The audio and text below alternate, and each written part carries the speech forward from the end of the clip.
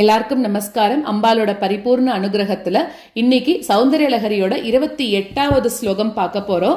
தேவியின் தாடங்க மேன்மை அதை தான் பார்க்க போறோம். ஏற்கனவே நம்ம 26வது ஸ்லோகத்துல என்ன சொன்னோம் அப்படின்னாக்க, அதாவது கணவரோட நீண்ட ஆயுளுக்கு பெண்களோட கற்பு தான் முதல் காரணம் அப்படின்னு படிச்சுட்டோம் இல்லையா? அதே மாதிரி இதுல என்ன சொல்றா அப்படின்னாக்க, தேவியோட தாடங்கம் அப்படின்னு சொல்லக்கூடிய ஒரு மங்களகரமான பொருள், அதாவது மூப்பு மரணம் அதுல இருந்து அவளை காத்துக்கணும் அப்படிங்கிறதுக்காக என்ன பண்றாளாம், பிரம்மா இந்திரன் இந்த மாதிரி இருக்கக்கூடிய தேவர்கள் அவ எல்லாரும் பார்க்கடல்ல கடைஞ்ச போது வந்த அமுதத்தை வந்து சாப்பிடுறா. ஆனா அவளுக்கு என்னன்னா, சாப்பிட்டுட்டு அவளோட உயிர் போக கூடாதுன்னு தான் நினைச்சுட்டு இருக்கா. ஆனாக்க என்ன ஆகிறது, பிரளய காலத்துல அவ கூட அழிஞ்சு போயிடுறாளாம்.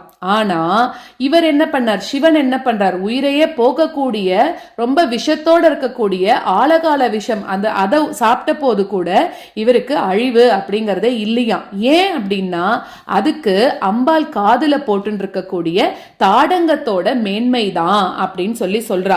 அதாவது அந்த அம்பாள் காதுல போட்டு இருக்கக்கூடிய தாடங்கம், இப்ப நம்ம வந்து திருவானைக்காவல் எல்லாம் கூட பாக்குறோம் இல்லையா, அம்பாள் காதுல தாடங்கம் போட்டு இருக்கா. அதுல என்ன இருக்கு, ஸ்ரீசக்கர ரூபம் தான் அதுல இருக்கு அப்படின்னு சொல்றா.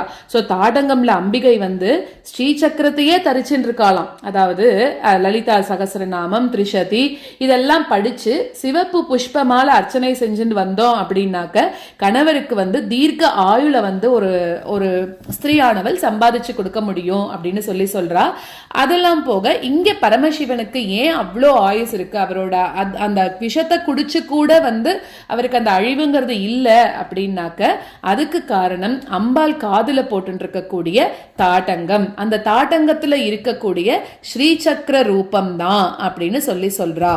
சோ கணவருக்கு நீண்ட ஆயுள் சுகமான வாழ்வு இதெல்லாம் வேணும் அப்படின்னு நினைக்கக்கூடிய பெண்கள் வந்து குருமுகமாக அந்த கணவரை வந்து பஞ்சதசி மந்திர தீட்சை எடுத்துக்கிற மாதிரி செஞ்சுட்டு, அப்புறம் அவர்கிட்ட இருந்து இவா அதை வாங்கிட்டு டெய்லியும் வந்து என்னன்னா முடிஞ்ச அளவுக்கு ஜபம் பண்ணிட்டு அந்த ஸ்ரீசக்கரத்தை வரைஞ்சு அதுக்கப்புறம் அதுக்கு வந்து லலிதா சகஸ்ரநாமம், திரிஷதி இல்லாட்டி அஷ்டோத்திரம் இதெல்லாத்தையும் படிச்சு குங்குமம் இல்லாட்டி சிவந்த பூக்களை வச்சுட்டு பூஜை பண்ணிட்டு வரதுனால அவளுக்கு நிறைய நீண்ட ஆயுள் ஆரோக்கியத்தோட கிடைக்கும் அப்படின்னு சொல்லப்படுறது.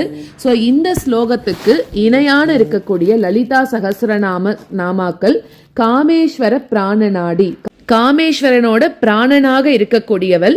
சதாசிவ பதிவிரதா அப்படின்னா சதாசிவனோட பதிவிரத்தையாக இருக்கக்கூடியவள்.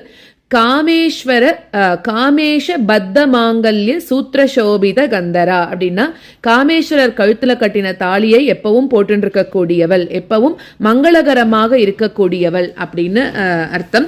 சோ இந்த ஸ்லோகத்தை பாராயணம் பண்றதுனால பயம் நீங்கும் அப்படின்னு சொல்லப்படுறது. இதுக்கு விசேஷ நைவேத்தியம் அப்படின்னு பார்த்தாக்க பால் பாயசம், திரிமதுரம், தாம்பூலம்.